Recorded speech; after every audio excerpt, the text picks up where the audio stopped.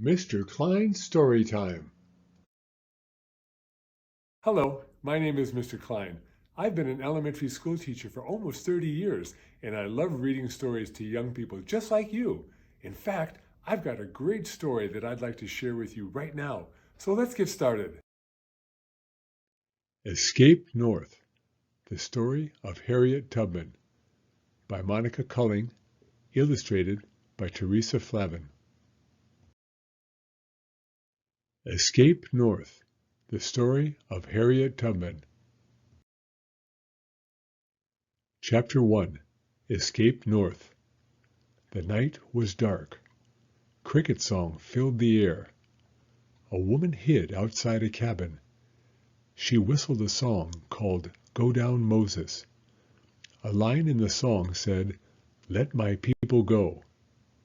Inside the cabin, the slaves knew that Harriet Tubman had come to lead her people out of slavery. It was 1851. Harriet Tubman was a conductor on the Underground Railroad. The Underground Railroad wasn't a real railroad. It was the name people gave the route taking slaves north to freedom. Years before, a slave had run off. He had seemed to disappear right in front of his owner's eyes. "He must have gone on an underground railroad," said the owner. The story spread. There was a way north to the free states. There were people who would help. They would hide you in their homes. These safe houses were stations on the Underground Railroad. Runaways ran from station to station until they reached a state where slavery was against the law. That Saturday night, 10 slaves answered Harriet's call to freedom. Field slaves had Sundays off, so the boss man wouldn't know they were gone until Monday.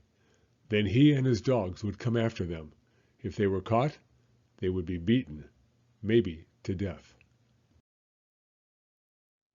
Harriet was there to make sure that didn't happen. She kept her eyes on one star in the sky, the North Star. She moved quickly, and the runaways followed. Suddenly, clouds covered the star. Harriet had to make sure she was heading in the right direction. If she didn't, they could end up back at the plantation. Harriet ran her fingers over the bark of the tree nearest her. Daddy Ben had taught her that moss grew on the north side of trees. "I'll have to find north the way my daddy taught me," she thought. Harriet closed her eyes and thought back to the lessons of long ago. She thought back to when she was a girl. Chapter 2. Born a Slave. Harriet Tubman was born Araminta Ross in about 1820. As a child, she was called Minty. Later, she took the name Harriet after her mother, who was called Old Rit. Harriet was born a slave on a tobacco plantation in Maryland. She and her family were the property of a man named Edward Brodess. That meant they had little say over their own lives. They could even be sold and separated from each other. Harriet's family lived in a small cabin near the master's house. It had no windows, and only a bare earth floor. The family slept on beds made of straw. They used rags for blankets. They didn't have much to eat. Harriet didn't go to school. Slaves weren't allowed to learn to read or write.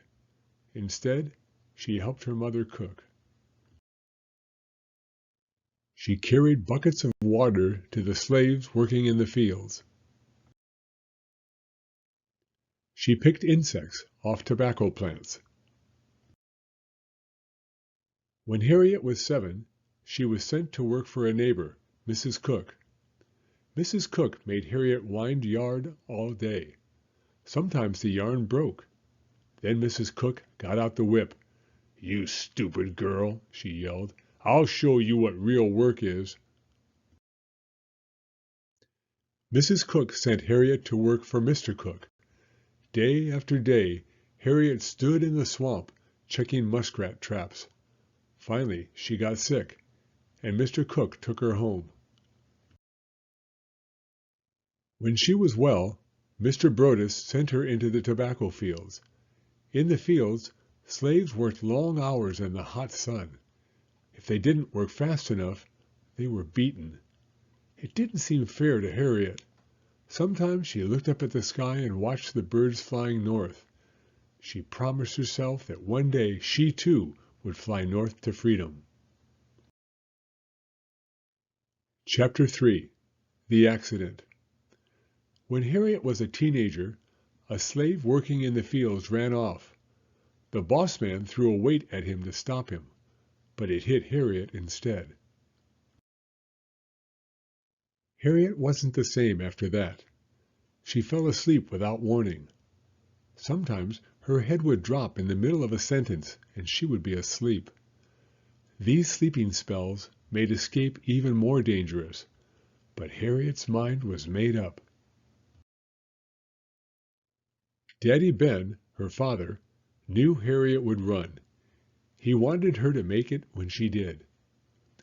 He showed Harriet where to hide in the woods. He showed her which plants and berries were safe to eat. He taught her how to run quickly and silently through the forest. Most important, he taught Harriet how to find north. "See that big dipper in the sky?" said Daddy Ben one evening. Harriet picked out the stars that formed a dipping ladle. "See that bright star above the bowl?" asked Daddy Ben. "That's the North Star. Follow it, and you'll be heading toward freedom." Chapter 4. Harriet Escapes. Years went by. Whenever Harriet lost heart, she looked up at the North Star. When she was 28, Harriet fell in love with John Tubman. Slaves weren't allowed to marry, so they jumped the broom instead. A broom was laid on the floor. The couple jumped over it. When they landed, they were husband and wife. Harriet told John her plan to escape. "I have a right to freedom or death," she said. "I will have one or the other, since no one is going to bring me back alive."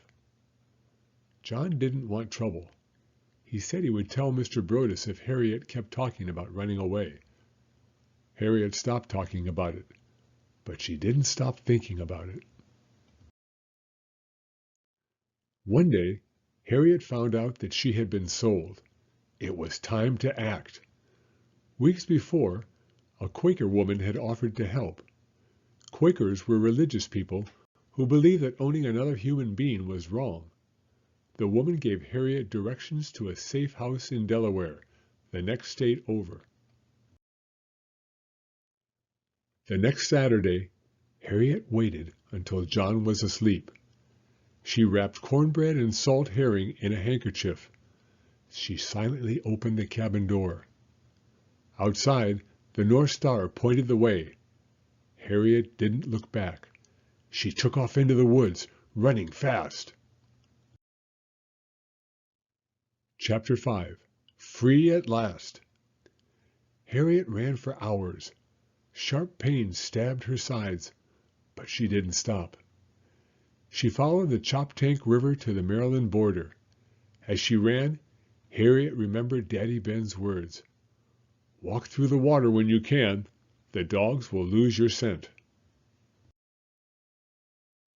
Harriet took off her shoes and stepped into the icy river. When the sun rose, she heard the baying of hounds. The boss man was on her trail. Harriet found a small island in a swamp. She hid in a hollow log. She was so tired she fell asleep. She didn't hear the slave catchers galloping past. In Camden, Delaware, Harriet found the safe house the Quaker woman had told her about. A brightly colored quilt hung on the clothesline. That meant it was safe for Harriet to knock. The owners welcomed Harriet into their home. They fed her. They hid her in the attic, where she slept all day. When night came, Harriet thanked them and ran for the next safe house. Once, Harriet fell asleep on the road. She woke up just as a group of slave hunters were approaching. Harriet scrambled into a ditch and covered herself with mud. She prayed the hunters wouldn't see her. Somehow, they never did. After days of running, Harriet crossed into the free state of Pennsylvania. She looked at her hands. She was the same person, but something about her had changed. Her hands belonged to her now, not to anyone else. Harriet Tubman was free. In Philadelphia, Harriet found a room to rent. She found work as a cook in a hotel. One day she met a man named William Still. He was the secretary of the American Anti-Slavery Society. Harriet went to the society's secret meetings. One night at a meeting, Harriet found out that her sister's family had escaped. They were hiding in Baltimore. They needed someone to lead them to safety. "I will lead them," said Harriet. The men at the meeting were shocked.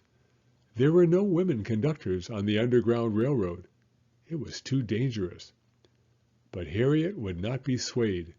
She was going to free her people, just like Moses in the Bible. Chapter 6.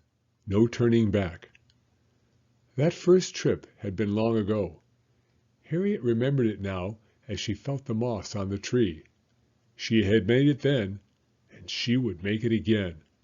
"This way," she told the runaways. Finally, the group reached the safe house, but the station master wouldn't let them in. He was afraid of the Fugitive Slave Act.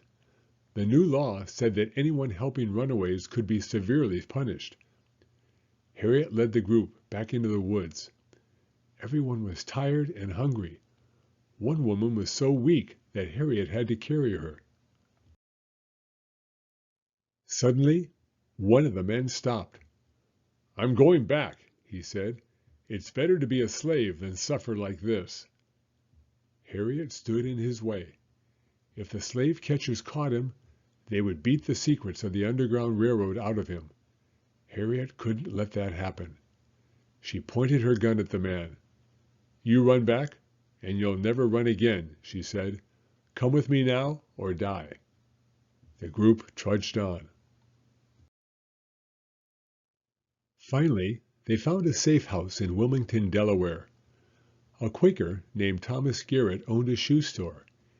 He had a secret room for runaways to hide in behind a wall of shoe boxes. When the runaways were ready to leave, he gave them each a pair of shoes.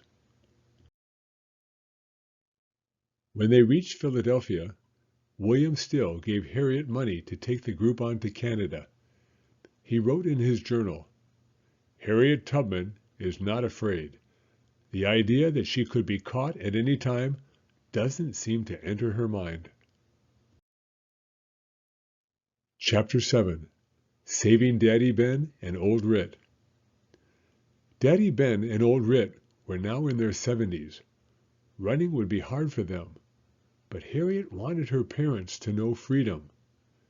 In 1857, she went back to Maryland dressed as an old woman.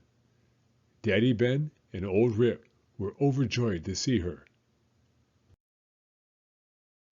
Harriet took an old horse and wagon from a nearby plantation.